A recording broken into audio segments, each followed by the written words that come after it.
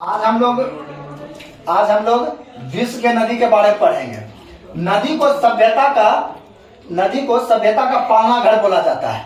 किस लिए बोला जाता है? क्योंकि अगर इतिहास देखें विश्व का, तो हम पाते हैं कि जो भी सभ्यता उत्पन्न हुई है कहीं ना कहीं वो नदी के किनारे ही उत्पन्न हुई है। जैसे कि मिस्र की सभ्यता नील नदी के किनारे, मेसोपोटामिया की सभ्यता दजला नदी के किनारे, या फिर हम हड़प्पा की सभ्यता पढ़ते हैं वो सिंधु नदी के किनारे होती है।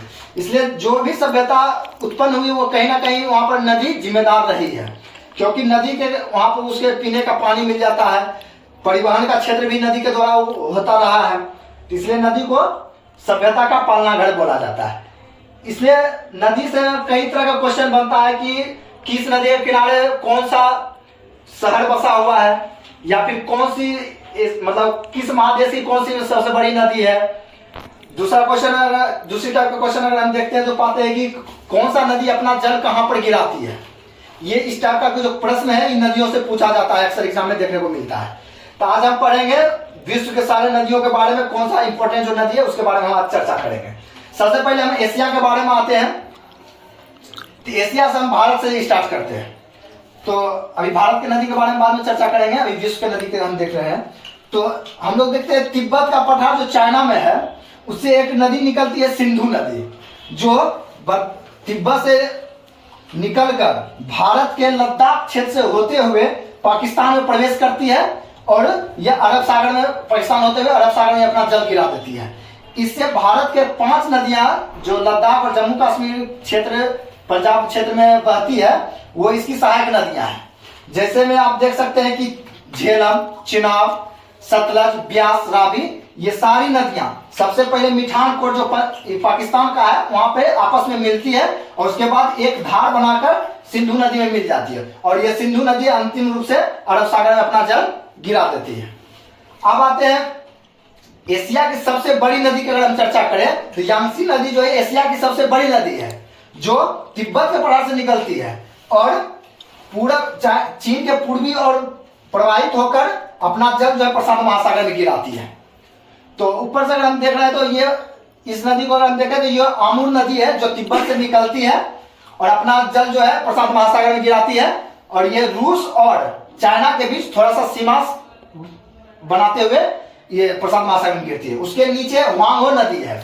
हुआंगहो नदी जो क्रॉस करती है वो हुआंगहो नदी के आसपास का जो क्षेत्र है वहां पर पीली मिट्टी पाई जाती है। पीली मिट्टी पाए जाने के कारण वहां का जो पानी है हुआंगहो नदी का वो पीला कलर का होता है, इसलिए इस नदी को पीली नदी के नाम से भी जाना जाता है। और ये अपना जल जो है पीली सागर में गिराती है जो प्रशांत महासागर का ही भाग है।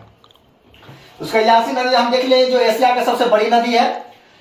अब आते हैं एक है मेकांग नदी। मेकांग नदी भी तिब्बत से ही निकलती है और ये एशिया में बहने वाली एकमात्र ऐसी नदी है जो 6 देश से अपनी जल होकर गुजरती है।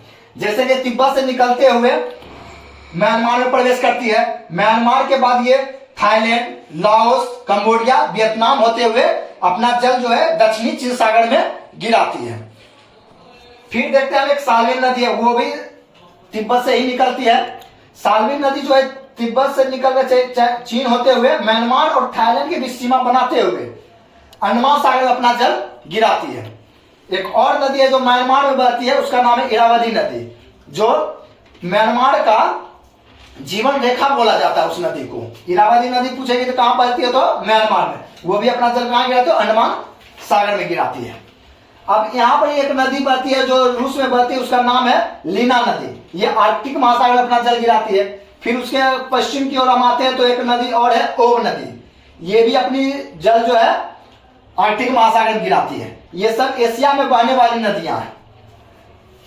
एक नदी श्रीलंका में बहती है जो श्रीलंका की सबसे बड़ी नदी है, उसका नाम है महावेली गंगा, जो श्रीलंका के दक्षिणी भाग से होते हुए उत्तर की ओर बंगाल की खाड़ी में अपना जल गिराती है और ये अरीय क्षेत्र का निर्माण करती है। अरीय क्षेत्र होता है कि आड़ी नुमा अपना क्षेत्र का निर्माण करती है और जल प्रवाहित करती है उस क्षेत्र से। एशिया में एक है अमू दरिया और श्री दरिया, ये भी नदी जो है चीन के पश्चिम क्षेत्र से निकलती है, अमू दरिया और श्री दरिया, और अपना जल जो है अरब सागर में गिराती है। तो अरब सागर में गिराने वाली नदी जो है अमू दरिया और श्री दरिया। अब आगे बढ़ते हैं तो तुर्की के पास एक नदी बहती है जिसका नाम है टिर्गिस नदी। टिर्गिस नदी जो है वो तुर्की से निकलती है और तुर्की, सीरिया और इराक होते हुए अपना जल जो है फारस की खाड़ी में गिराती है। और इराक में एक यूफ्रेटस नदी है, उससे उसका पानी जो यूफ्रेटस है, टिर्गिस नदी का पानी यूफ्रेटस नदी से मिलते हुए फारस की खाड़ी में ये अपना जल गिरा देती है।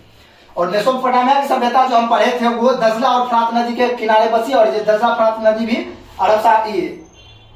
फारस की खाड़ी में अपना जल गिराती है। अब हम ऊपर में आते हैं, यूरोप के क्षेत्र में पढ़ेंगे। एशिया की यही प्रमुख नदी है जो जिसमें दो नदी जो लीना नदी, ओब नदी आर्कटिक महासागर में अपना जल गिराती है। आमूर नदी, फिर हांगो नदी, यांगसी नदी, ये सब प्रशांत महासागर में अपना जल गिराती है। मेकांग नदी दक्षिण चीन सागर में अपना पानी गिराती है। फिर आता सालविन नदी और इरावदी नदी अंडमान सागर में अपना जल गिराती है। महावेली गंगा जो है वह बंगाल खाड़ी में अपना जल गिराती है। अब हम आते हैं यूरोप के बारे में। तो यूरोप की सबसे बड़ी जो नदी है वो नदी है वोल्गा नदी। वोल्गा नदी यूरोप के जो है यूराल पर्वत जो है उसके पश्चिमी भाग से बहती है और कैस्पियन सागर में अपना जल गिराती है। अब यूरोप, वहीं से एक और यूराल पर्वत से निकलती है एक नदी जिसका नाम है यूराल नदी। पर्वत के नाम से एक नदी है यूराल नदी जो अपनी जल कैस्पियन सागर में गिराती है। तो कैस्पियन सागर में जल गिराने वाली दो नदी है, वोल्गा नदी जो यूरोप की सबसे बड़ी नदी है और दूसरी नदी है यूराल नदी जो अपना जल कहाँ गिराती है, कैस्पियन सागर में। उसके बाद हम आगे बढ़ते हैं तो मॉस्कोवा एक जगह है रूस का, मतलब यूरोप में है, रूस का राजधानी जो मॉस्को है, वहीं से दो नदी निकलती है। एक नदी है नीपर नदी जो अपना जल गिराती है काला सागर में, और एक नदी है डॉन नदी जो अपना जल एजियन सागर में गिराती है। और एजियन सागर जो है काला सागर का ही एक भाग है। हम लोग अभी देख लेते वोल्गा नदी जो यूरोप की सबसे बड़ी नदी है। दूसरी यूरोप की सबसे बड़ी नदी है डेन्यूब नदी। डेन्यूब नदी जो जर्मनी से होकर निकलती है और लगभग 10 देश से होकर ये गुजरती है। और इसमें 10 देश और 5 देश की राजधानी से होकर इस नदी के किनारे 5 देश की राजधानी है जो इस प्रकार है। वियना जो है ऑस्ट्रिया की राजधानी वियना डेन्यूब नदी के किनारे है। दूसरा है स्लोवाकिया की राजधानी ब्रातिस्लावा, फिर हंगरी की राजधानी बुडापेस्ट, सर्बिया की राजधानी बेलग्रेड, रोमानिया की राजधानी बुखारेस्ट। मतलब 5 राजधानी जो वियना, ब्रातिस्लावा,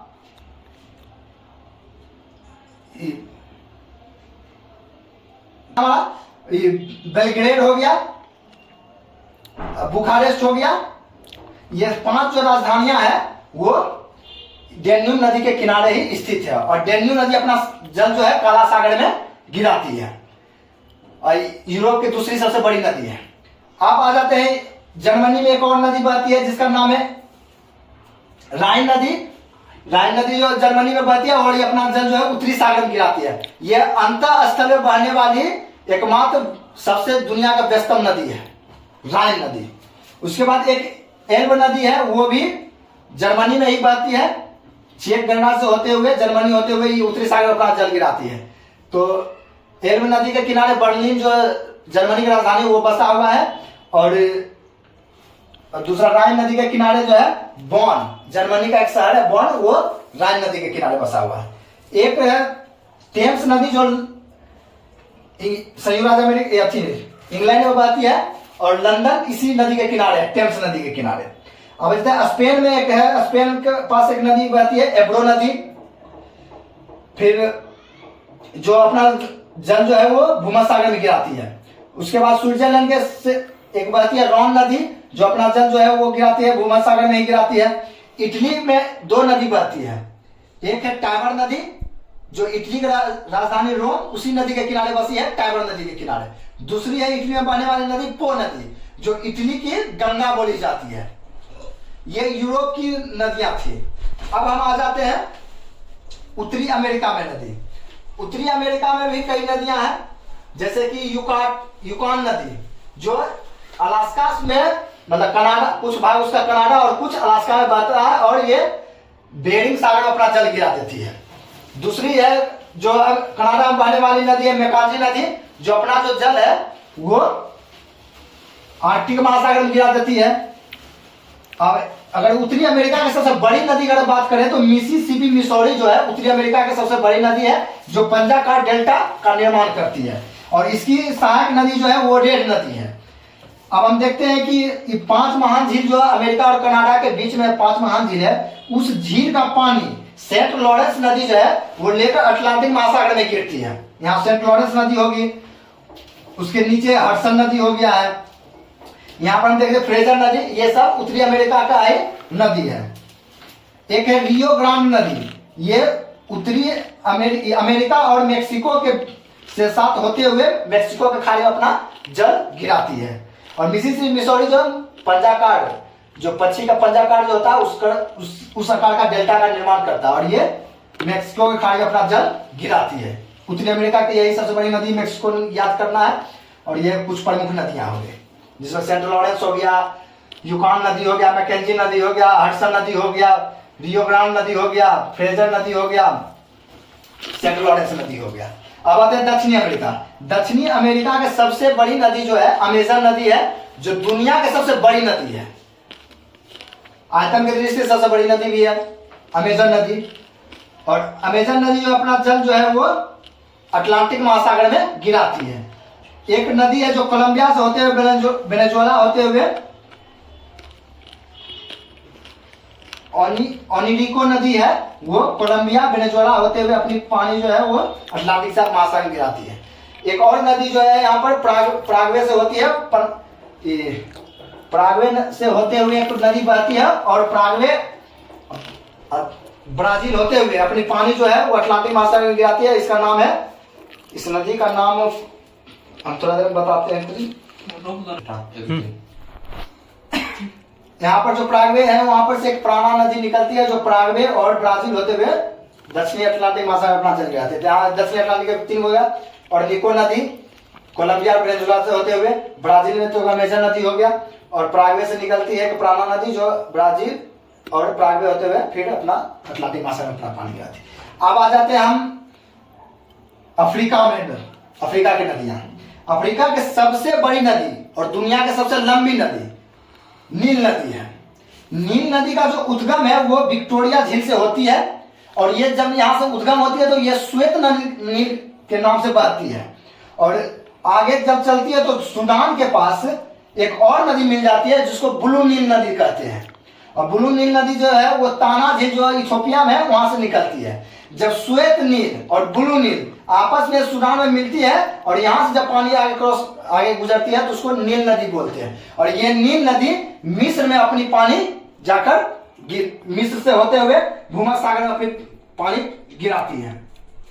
ये दुनिया की सबसे लंबी नदी है। दुनिया की सबसे बड़ी नदी अगर बोलेगा तो अमेजन नदी हो जाएगी। एक नदी है जो यहाँ पर सहारा रेगिस्तान में गुजरती है, नाइजर नदी। इसको तेल नदी के नाम से भी जाने जाते हैं, और गिनी के खाड़ी में ये अपना जल गिराती है।